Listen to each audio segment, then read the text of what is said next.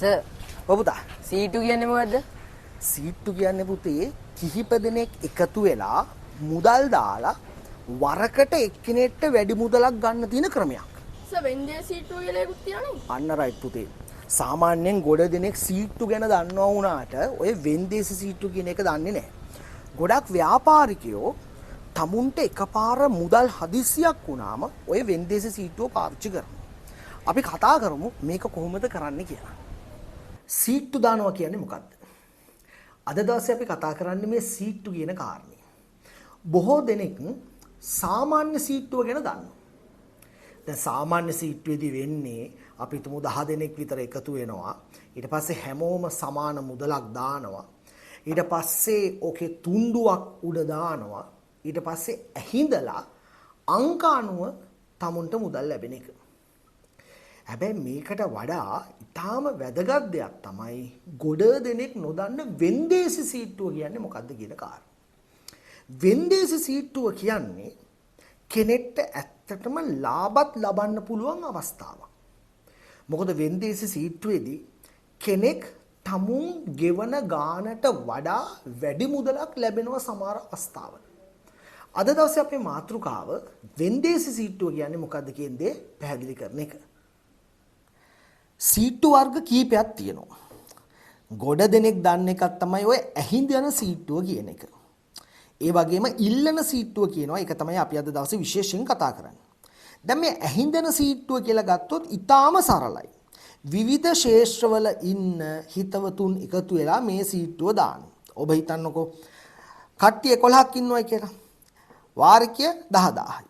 එතකොට 11 වැඩි කිරීම 10000 1,10,000ක් ලැබෙනවා. තමුන්ගේ කොටස අතෑරියොත් තමුන්ට ලැබෙනවා 10000 ගානේ වාරික 10ට රුපියල් ලක්ෂයක්. දැන් සාමාන්‍යයෙන් මේ සීට්ටුව පළවෙනි එක හම්බෙන්නේ සීට්ටුව දාන කෙනාට.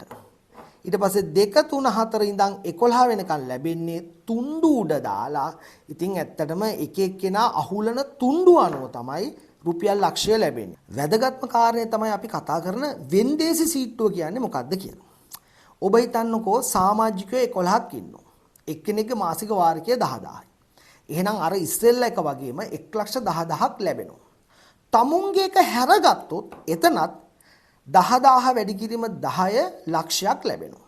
දැන් මෙතනදී පළවෙනි මාසයේදී සීට්ටුව දාන කෙනාට හැමෝම 10000 ගාන දෙන්න ඕනේ. දැන් ඔහු හැර 10 දෙනෙක් 10000 ගාන ගෙව්වාම සීට්ටුව දාන කෙනාට පළවෙනි මාසෙදී ලක්ෂයක් ලැබෙනවා. දැන් දෙවනි වාරිකයේ ඉඳන් තමයි තරගෙ පටන් ගන්න. දැන් අපි තුමු මේ සමාජිකයෝ A B C D මේ එකිනෙකා තමුන්ට සීට්ටුව අවශ්‍යයි කියලා කියනවා. ඒතකොට එක එක්කෙනා ලන්සු තියෙනවා. A කියනවා මට සීට්ටුව 15000කට දෙන්න. B කියනවා 20000කට දෙන්න. C කියනවා 22000කට දෙන්න. D කියනවා 25000කට දෙන්න. දැන් මෙතනදී සීට්ටුව ලැබෙන්නේ වැඩිම ගානකට ඉල්ලපු Dට. D 25000කට සීට්ටුව ඉල්ලනවා කියන එකේ තේරුම අර ලක්ෂය කියන මුදලින් 25000 අඩු කරලා 75000ක් අතට ඉල්ලන එකයි. එතකොට මේ අනුව දෙවනි වාරිකයේදී Dට රුපියල් 75000ක් තමයි ලැබෙන්නේ.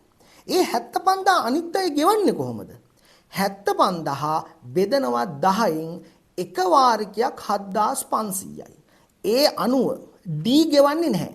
D හැර අනිත් 10 දෙනාටම මේ දෙවනි වාරිකයේදී වාරිකයක් 10000යි 7500 අඩු වුණාට පස්සේ 2500 බැගින් වාසියක් තියෙනවා. දැන් අපි තුන්වෙනි වාරිකය ගත්තොත් එතනදිත් අර තරඟේ යනවා. දැන් මේ වෙලාවේ Dට ඉල්ලන්න බෑ. D ගත්තනේ. දැන් A B C E ඉල්ලනවා. මේ කට්ටියගෙන් වැඩිම ගානකට ඉල්ලලා තියෙන්නේ C. C ඉල්ලලා තිනවා 20000කට. එහෙනම් ලක්ෂයෙන් 20000 අඩු කරලා C ගේ අතට ලැබෙන්නේ රුපියල් 80000යි. එතකොට C ගේ අතට ලැබෙන 80000 C හැර අනිත් 10 දෙනා අතරේ බෙදනකොට 80000 10න් බෙදනකොට එක වාරිකයක් රුපියල් 8000යි. ඒ අනුව මේ තුන්වෙනි වාරිකයේදී හැමෝටම 10000යි වාරිකය. ගෙවන්නේ 8000 ගානේ රුපියල් 2000 බැගින් ලාභ හම්බෙනවා. මේ විදිහට දෙවනි වාරිකයේ ඉඳන් 10 වෙනි වාරිකයේ වෙනකන් කට්ටිය වෙන්දේසියේදී ඉල්ලනවා. සීට්ටුවේ අවසාන වාරිකය තමයි 11 වන වාරිකය. දැන් තරඟ කරන්න කවුරුත් නැහැ. එකම එක්කෙනයි ඉතුරු. අපි හිතමු මේ ඉතුරු වෙච්ච එක්කෙනාගේ අපි හිතමු F කියලා ඉතුරු වෙච්ච එක්කෙනා. එහෙනම් එයාගේ වාරිකයේ හැර අනිත් 10 දෙනාම අර පළවෙනි එක්කෙනාට ගෙවුවා වගේ 10000 බැගින් ගෙවන්න ඕනේ. එහෙනම් අන්තිම එක්කෙනාටත් මේ වෙලාවේදී රුපියල් ලක්ෂයක්ම අතට ලැබෙනවා. එතකොට මේ වෙන්දේසි සීට්ටු කියන මේ කාරණේදී වැඩිම ලාභයක් හම්බෙන්නේ ඔබ හැමෝටම පේනවා සීට්ටුව ඕගනයිස් කරන කෙනාට. ඒ කියන්නේ පළවෙනි එක්කෙනාට. මොකද එයාට කෙලින්ම 10000 ගානෙම හැමෝම ගෙවනවා. ඊළඟට පළවෙනි එක්කෙනා සහ 11 වෙනි එක්කෙනාට ගෙවන වාරිකය හැර අනෙක් හැම වාරිකයක්ම තරඟකාරී වාරික. ඒ හැම එකක්ම රුපියල් 10000ට වඩා අඩුයි. අවසාන වශයෙන් කියන්න තියෙන්නේ මේ සීට්ටු ක්‍රමයේ අවදානමක් තියනවාද කියන එක. විශේෂයෙන්ම මතක තියාගන්න සියල්ල රඳා පවතින්නේ විශ්වාසය මතයි. එතකොට මේ පැහැදිලි කිරීමෙන් ඔබට පේනවා වෙන්දේසි සීට්ටුවක් කියන එක මොන ආකාරයෙන්ද ක්‍රියාත්මක වෙන්නේ කියලා. දැන් ඔය සීට්ටු දානවයි කියන එක සමහර අය දිනපතා සීට්ටු දානවා. සමහර අය සතිපතා සීට්ටු දානවා. සමහර අයට මාසපතා සීට්ටු දානවා. සමහර අයට මුදල් නෙමෙයි වෙනයම් ඔය භාණ්ඩ සම්බන්ධයෙන්ුත් සීට්ටු දානවා. ඉතින් විශේෂයෙන්ම මෙතනදී කියන්න තියෙන කාරණේ තමයි සීට්ටුවක් පවතින්නේ සීට්ටුව දාන කෙනත් සීට්ටුවට සම්බන්ධ වෙන අනිත් කට්ටියත් අතර තියෙන විශ්වාසය මත තමයි. ඒ නිසා මේ විශ්වාසවන්ත පිරිස් අතරේ යන සීට්ටු තමයි මං හිතන්නේ ඔබට අවදානමක් නැත්තේ. ස්තුතියි.